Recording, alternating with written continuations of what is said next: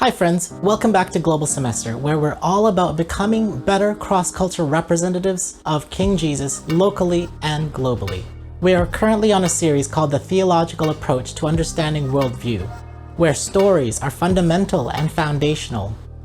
As I suggested in a previous video, because stories that we tell each other are so vital for understanding and shaping worldview, we need to tell stories that raise the mindset and self-worth of people and cultures, and to help one another to move from an enslaved mentality towards an empowered mentality. As such, I suggested that the path forward is to allow the biblical text to remind us of the stories of the past that can illuminate our present and that can set a trajectory for our future.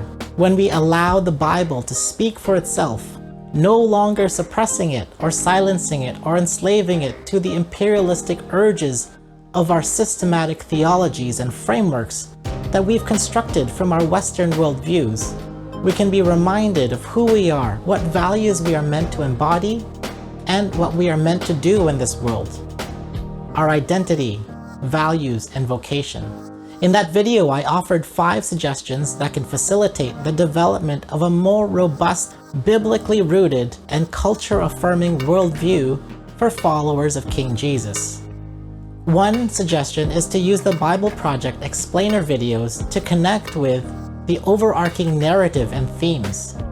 I've put a link up here of a playlist of a suggested order to work through as a group for Bible study or discussion. Another suggestion is to read authors who take the Hebrew Bible seriously, like the book Bearing God's Name, to which I've put a link for that Global Semester recommended video. Another suggestion is to read authors who model the practice of asking the biblical story serious questions that matter to the people of that culture and social location, and allowing the Bible to speak back into our lives and our culture. In this video, I will highlight the book Reading While Black by Reverend Dr. Esau McCaulley that engages Scripture with the concerns that are pressingly relevant for Black communities in America today, and that affirms what he calls the Black ecclesial instinct that rightfully reminds them of their identity, values, and vocation as liberated Black bodies and souls. If you go back to the very beginning of the people of God in the Old Testament, all the way back to Genesis, you see that the people of African descent are not extras. They're part of God's story. And then if we turn our eyes to the beginning of the Christian story, you see Africans who are being drawn to the living God. I first encountered Esau McCaulley while I was listening to OnScript, one of my favorite podcasts. I hadn't read his book yet, so I just listened in on the conversation he was having with the host. It wasn't until the very end of their conversation that I really paid attention. The host was asking one of the most frequent questions that they would pose to their guests. What is the most significant book in biblical studies in the last 50 years? Dr. McCaulley gave some great suggestions for further reading, such as E.P. Sanders' Paul and Palestinian Judaism, Richard Hayes' Echoes of Scripture in the Letters of Paul, and N.T. Wright's Jesus and the Victory of God. But then he makes the provocative statement that an overwhelming majority of biblical scholarship on Paul has been focused on the discussion and debate on justification and grace. While he acknowledges that these topics are important, Paul didn't just write about justification and grace. He also wrote about other themes, such as the Holy Spirit, social justice, table fellowship, and inclusion of the Gentiles into the family of God. And here's the quote that got to me. It is a manifestation of privilege to spend 200 years arguing about the way we should think about something, while at the same time ignoring so many issues in the biblical text that touched directly upon the lived experience of oppressed people. And I say that as someone who thinks justification and grace are important. It isn't the only thing. What got to me wasn't so much that most of my theological authors and thinkers happen to be white and male, but the fact that theology and the academy needs to foster the culture of allowing questions that speak to the relevant contemporary issues and lived experiences of people from a variety of culture and social location. In other words, theology needs to matter in the lives of real people. So that intrigued me so much that I began to read his book. And in the rest of the video, I will briefly describe the methodology that he models and the questions he wants to ask of Scripture. Then I will give an overall impression of the book as it illustrates how the stories of Scripture, when they're allowed to speak for itself, can actually be an exercise in hope, as Dr. Macaulay calls it, in that it elevates the Black culture and reminds them of their identity, their values, and their vocation. And finally, I will give 3 reasons why this book is important for those of us who are trying to become better cross-cultural representatives of King Jesus locally and globally. Therefore, the person of African descent who becomes a Christian today is not entering some strange new land. We're finding our way home. Dr. Esau Macaulay was clear in remarking that he was writing with his Black sisters and brothers in mind, in order to encourage and to empower them. The book is meant to call them back to what he calls the Black ecclesial interpretation, a return to Bible reading and interpretation that is representative of a tradition that has borne Black people in this country up under suffering for centuries. In light of the lived experiences of Black people in America, having experienced slavery, racism, systemic injustice, and disenfranchisement, he contends that this return to a Black ecclesial interpretation is advocating a Christian tradition that fights for and makes room for hope in a world that tempts us to despair. This book is an attempt to show that the instincts and habits of Black biblical interpretation can help us use the Bible to address the issues of the day. It's an attempt to show that for Black Christians, the very process of interpreting the Bible can function as an exercise in hope and connect us to the faith of our ancestors. The Bible read as a whole creates a disposition towards freedom. And when my ancestors looked in that text and found a God who willed their freedom, they were reading the text rightly. And to those who saw in that same Bible the justification of our ongoing oppression were poor interpreters of the biblical text. Dr. Macaulay briefly describes the Black ecclesial interpretation as, firstly, canonical. It takes seriously the stories and the intertextuality of the whole Bible. It's, secondly, theological. It seeks to refine its understanding of doctrine through the process that connects the stories of Scripture with the Black experience. Thirdly, it is socially located. It takes seriously the particular contexts and lived experiences of Black Americans. And fourthly, it's dialogical.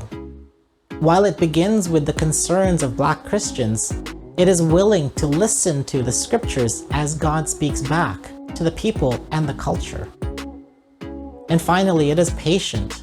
It is willing to persevere in wrestling with the text that, when interpreted properly, should bring a blessing and not a curse. So throughout the book, he applies this deeply rooted hermeneutic to these questions. Does the Bible speak to the issue of policing, the constant source of fear in the Black community? Does the Bible provide us with the warrant to protest injustice when we encounter it? Does the Bible have a word to say about the creation of a just society in which Black people can flourish free of oppression? Does the Bible value our ethnic identity? Does God love our Blackness? What shall we do about the pain and rage that comes with being Black in this country? What about slavery? Did the God of the Bible sanction what happened to us? And so African Americans who feel this deep sense of rage and frustration about the way that the world has treated them finds a friend and a neighbor in the God of Israel and discovers a Bible that includes that same frustration. While each chapter has something important and insightful to say, as they engage with the broader conversation about race and justice in America, here's my overall impression of Dr. Macaulay's work. In the book, the message and story of the Bible resonates most with Black Americans because of the parallel cultural storylines of having been enslaved and oppressed by a society that has deemed itself to be representative of the best religious and cultural thought of its day. Not only that, but that Black Americans can resonate with the hopeful tones of the liberation from slavery in Egypt by the God who has created all humanity in His image and desires that they live out their unique and beautiful Blackness with dignity and freedom. And furthermore, the storyline from Genesis to Revelation gives Black Christians the means through which they can process their collective and generational trauma, frustration, and rage through the Psalms of lament and imprecation, and move towards healing and restoration of their God-given identity, values, and vocation. And as part of their vocation, Black Americans are given the responsibility and authority by King Jesus to name the specific injustices that oppress them, so that the collective American community can work together to address these issues. For example, unfair policing, unequal sentencing, housing discrimination, sexism, abuse and commodification of the Black female body.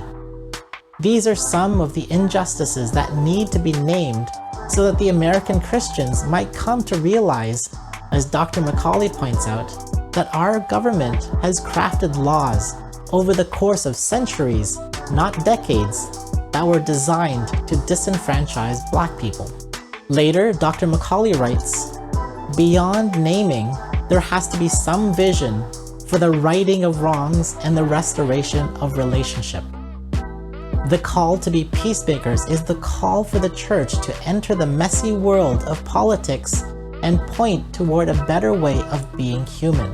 Now, as a Filipino Canadian, I can only listen and try to understand and try to empathize with a small fraction of the lived experience of Black Americans and Black Christians. I can only advocate for the oppressed and stand up against injustices when it arises. And as an observer, I can only admire the efforts to try to elevate and empower the Black communities through a variety of ways. However, I think that a return to the Black ecclesial tradition is another key element that can facilitate this hope-filled restoration from an enslaved mentality to an empowered mentality. What are the unique gifts the African American Christian tradition has to offer to the wider body of Christ? And how does the distinctive African American habits, ethos, and culture as it relates to the practice of Bible reading help us address pressing issues like policing and public protest and ethnic identity?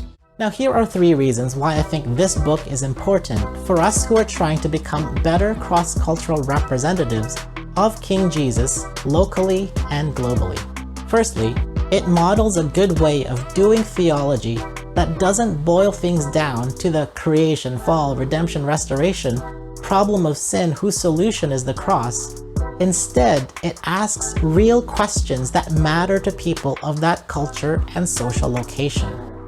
It takes the stories of Scripture seriously, and it listens patiently until God speaks through the text that brings real blessing and hope, because ultimately, that's what the kingdom of the living King Jesus means and what the reign of God looks like. Secondly, it models a better way than the impulse of repression, which is pretending there's nothing wrong, or rejection, which is doing away with the white man's theology, or revolution, which is raging against the oppressive system. And it seeks to be like Jacob, who wrestles with the angel of Yahweh until a blessing is given. And thirdly, it models the very best of a contextualization term in missiology called self-theologizing, which is engaging with scripture and cultural concerns on their own terms without being dictated by an overbearing parent or a bossy older brother. If you haven't picked up this book already, I've put a link below so you can check it out. If you've read the book, what did you think? Share your thoughts down below, subscribe today, and as always, you can check out more videos right now. Shalom v'chesed ve'emet, my friends.